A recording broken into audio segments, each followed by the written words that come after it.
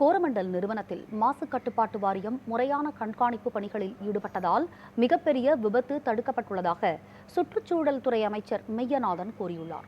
இது தொடர்பாக அறந்தாங்கியில் அவர் அளித்த பேட்டியை சூப்பர் பைட்ஸ் பகுதியில் காணலாம். 2022 தான் அதுக்கான சேஃப்டி சர்டிபிகேட் இண்டஸ்ட்ரி மூலமா வழங்கப்பட்டிருக்கிறது.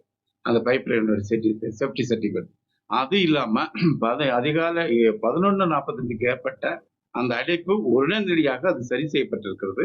சரி செய்யப்பட்டதோட இயல்பு நிலைக்கு அதிகாலையில பாத்தீங்கன்னா எல்லா இடங்களிலும் எண்ணூர் பகுதிகளிலும் அனைத்து இடங்களிலுமே அதனுடைய அம்மோனியனுடைய அளவை ஆய்வு மேற்கொண்ட பொழுது 0 ppm என்கின்ற நிலையில அது கணக்கிடப்பட்டிருக்கிறது. அதனால இயல்பு உடனடியாக செயல்பட்டு மாண்புமிகு தமிழக முதலமைச்சர் அவர்களும் சரி, தமிழக அரசும் சரி, தமிழக மாசு கட்டுப்பாட்டு வாரியமும் சரி மிக சிறப்பாக செயல்பட்டு அதனை மீட்டெடுத்திருக்கிறார்கள்.